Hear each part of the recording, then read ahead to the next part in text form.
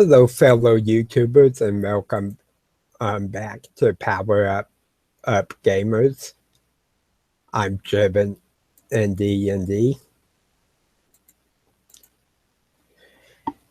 And today's video is going to be a video review of a PDF of Beast Folio Volume 1. It's published by Broken Tower Games and written by Steven Marella with artwork by Joanna Ballendorf. It's available on Drive-Thru RPG for pay what you want.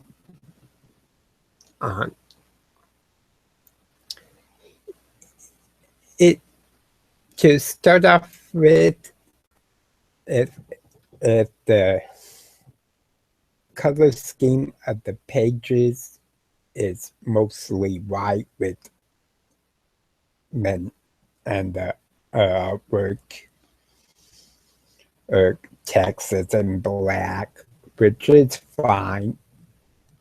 And they have some nice fonts that they use, which helps.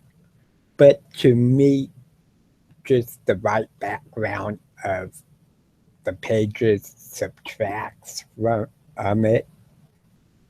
I think they could have added some cover pages, perhaps a tan or a light beige to really make it stand out more. The artwork from my CE is decent. It's not the highest grade artwork that I've seen in PDFs, but it suffices to tell you what the creatures are and kind of give you a feel for what they look like. This is only a 12-page PDF, so not very big, and it only covers 4 different monsters, which are some interesting monsters, but I would have liked to seen it expanded to maybe include 6 to a dozen, just to give us basically more bang for our buck. They have 4 monsters as named the Chaos Ooge, Ocular Jelly, a red-egged Scissor Man, and then a Steam Beast. So we will be covering each of these.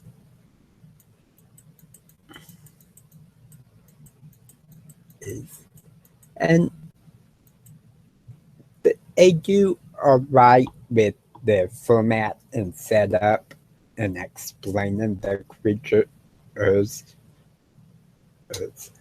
The Chaos Ooze number per encounters 1. It's neutral alignment, 60-foot movement. Armor class is variable, and it explains why later on in the description. 8 hit eyes. Attack and damage is variable, saves morale, XP value, and the horror class. So looking at this, I can tell it's not set up for 5e, that these were homebrew monsters that were used in earlier editions, and probably 3.0 or 3.5, but they can still be used in 5e with a bit of adaptation. I like that they included basically 2 paragraphs giving a little bit about the creature and the lore, such as chaos oozes hail from the plane of chaos, that the mindless creature is, is, is. So then they list out some of the features for combat, such as variable defense, which is a little bit confusing coming from 5E. It's rolled out a bit different.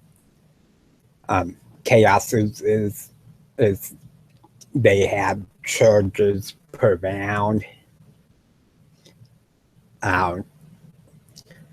But sometimes they'll have plates of metal covering in the main part of the ooze, while other rounds have different materials. And each round you roll a 1d6 on the chart that they provide to determine its armor class each round. I think this could be very confusing to people who are used to having one armor class as for a monster for the entire encounter. They have variable attacks. They can attack with up to 6 pseudopods each round, dealing anywhere from 1d4 to 1d20 points of damage. That's a lot of damage that is possible. Each round you roll 2 1d6 to determine the number of attacks and damage dealt. So again, this is very awkward from those of us who are used to a set mechanical system.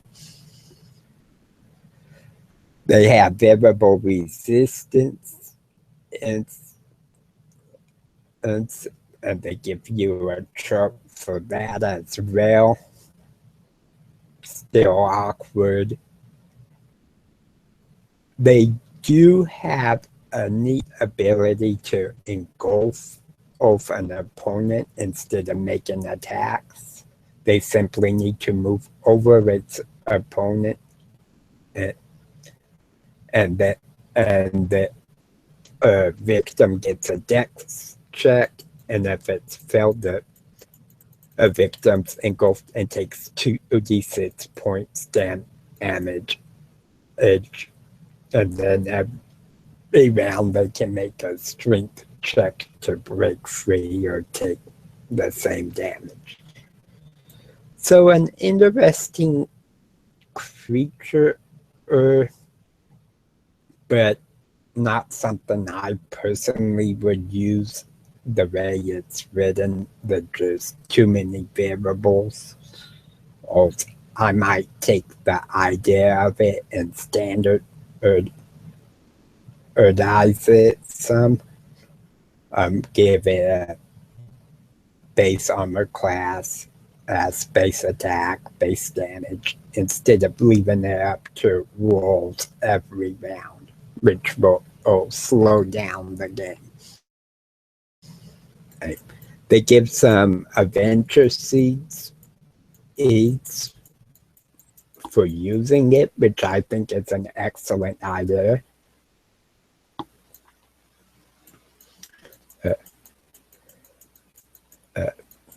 Then they move into the ocular jelly, which is the second creature. For this, you can encounter 2d4 of these creatures per encounter. They have 60 feet movement. They have flying of 150 feet. Armor class 8, 2 hit dice.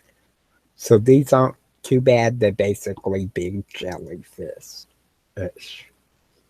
Again, they give a basic description and a little bit of history and lore of the creature, which I really like. I think a lot of Beast folios and monster supplements leave out that. And to me, that makes the monsters more interesting.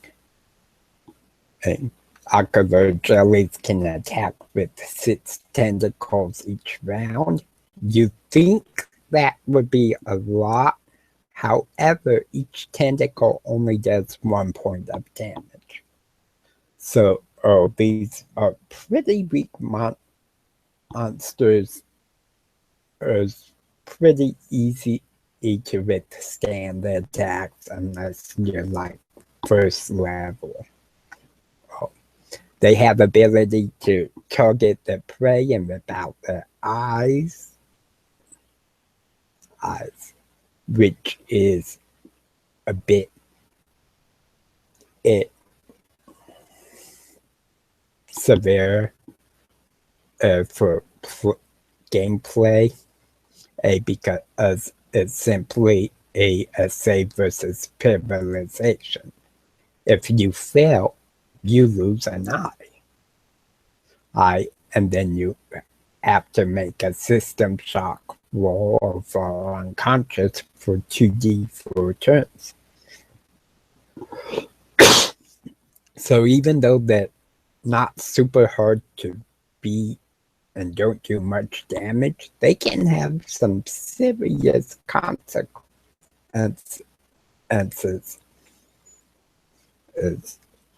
such as blinding an opponent within 2 turns.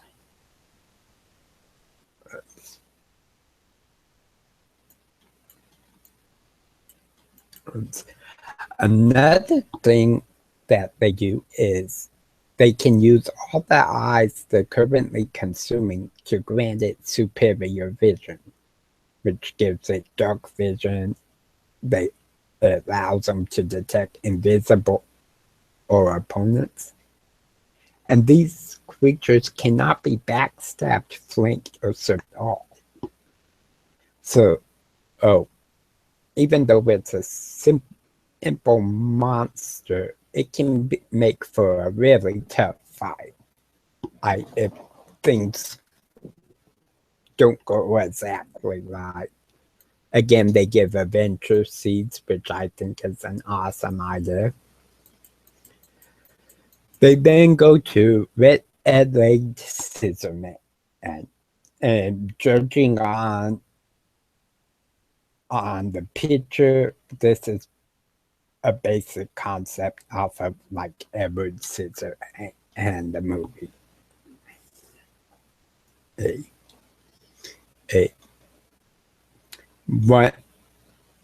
One per encounter, an armor class of 3, which is interesting because I believe that would change to something like a 13 and 5e. Again, this is obvious that it was written for an older edition. This is considered a fey creature.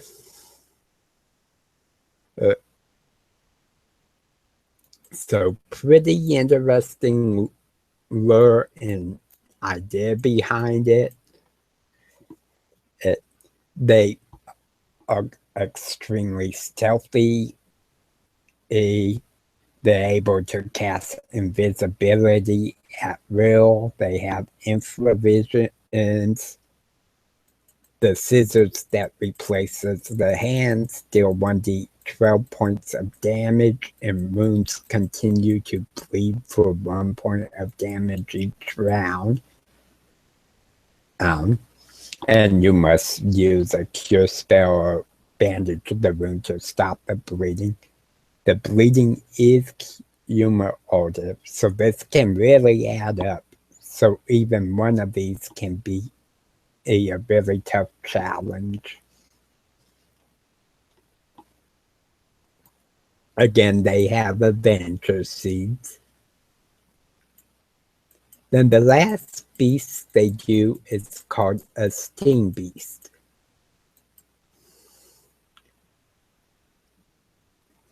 It's interesting concept. It's supposed to be an amalgam of two minor elements fused together in a reinforced glass apparatus.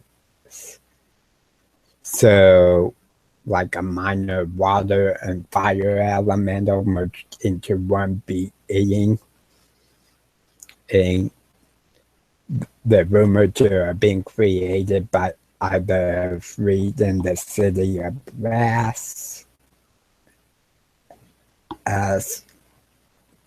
So some interesting lore to this creature. They have two claws that do 1d6 damage. If both hit, they ran for an additional 1d6 damage. Once every 1d4 rounds, they can let out a blast of boiling steam in a direct line. Blast damage is equal to the Steam Beast's current hit points, and they give you a save versus breath weapon to reduce damage by half. So in 5e, it would be something like a dex save. And the blast has a range of 60 feet. So pretty interesting creature. When slain, the Steam Beast burst into hundreds of shards of heated glass, doing 2d6 point damage in a 30-foot radius. And every round, they have a chance to lose control of itself and randomly attack anyone within range.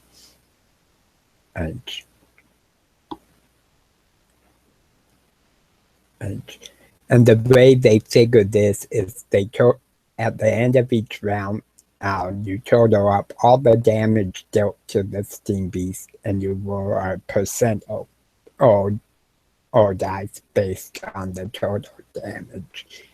If rolled under the damage total, the Steam Beast enters into this rage and attacks anyone within range, including other Steam Beasts or allies. And they are immune to fire damage. So this is a pretty interesting beast. I would probably use something like this if I needed something that players wouldn't expect or know about. So all in all, it's a decent PDF. It gives some other options. I would like to see it converted to 5e and expanded it upon some. So with that being said, I hope my viewers enjoyed the review. And until next time, may the dice always roll in your favor.